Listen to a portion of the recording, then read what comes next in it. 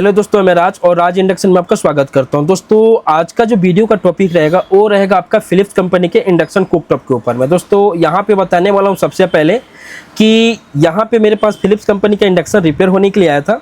इसमें प्रॉब्लम ये था कि इसका पावर सप्लाई ख़राब था।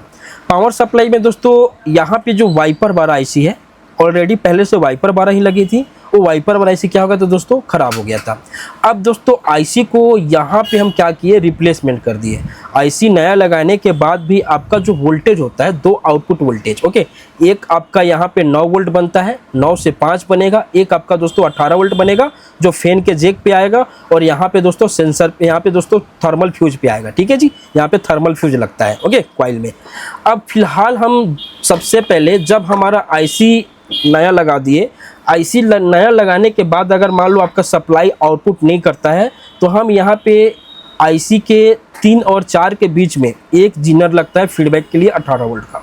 यहाँ पे आप देखेंगे यहाँ पे शॉर्ट 123 नंबर का, मतलब 3 पिन का 18 वोल्ट का यहाँ पे जीनर लगता है, बट यहाँ पे दोस्तों हम नॉर्मल जीनर लगाए हैं 18 वोल्ट का। ठीक है, इसको हमने चेक किया, एवी जीनर क्या था दोस्तों, ख़राब था, इसको भी हमने चेंज कर दिया।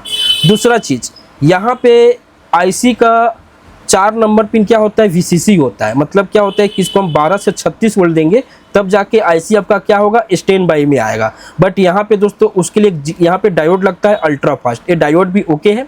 डायोड के बाद में दोस्तों एक कैपेसिटर भी आप देख सकते हैं जो यहाँ पे क्या करता है, ये जो 12 से 36 वोल्ट आता है यहाँ पे दोस्तों स्टोर होता है, मतलब स्विचिंग कैपेसिटर है ओके। नॉर्मली दोस्तों कम एमएमडी का लगाते हैं और ज़्यादा वोल्ट का लगाते हैं, तो ये कैपेसिटर भी कभी कभी अगर मान लो इसकी वैल्यू कम हो जाती है या दोस्तों सही नहीं रहता है, फिर भी आपका आईसी क्या होगा दोस्तों, ऑन नहीं होगा। तो ये कैपेसिटर को भी हमने चेंज कर दिया।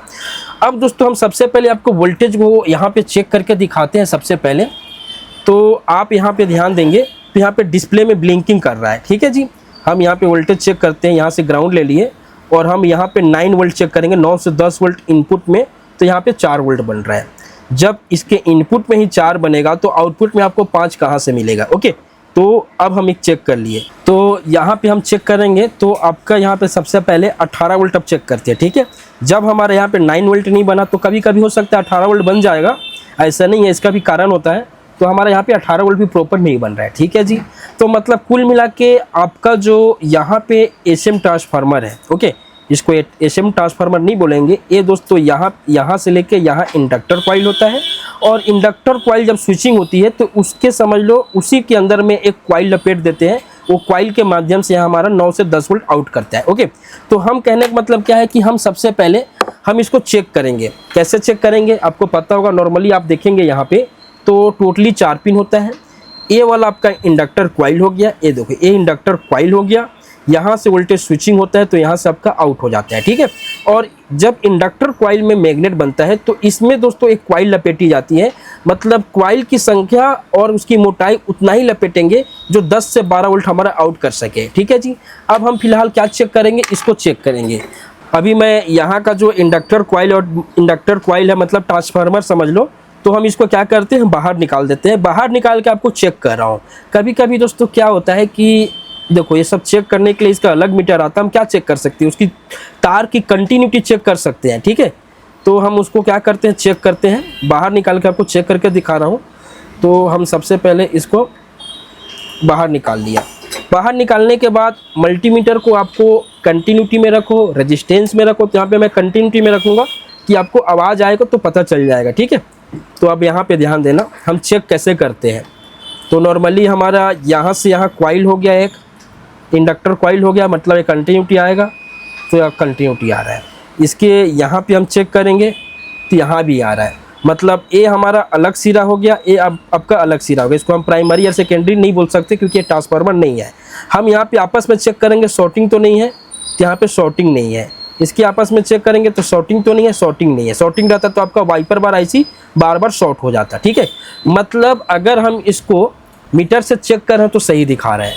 ठीक है, अब हमको इस पे डाउट है। डाउट क्या है, एक बार हम दूसरा नया लगा के देखते हैं। कभी कभी क्या होता है दोस्तों कि हर चीज़ मीटर के भरोसे नहीं काम कर सकते, क्योंकि कुछ अनुभव की बात होती है।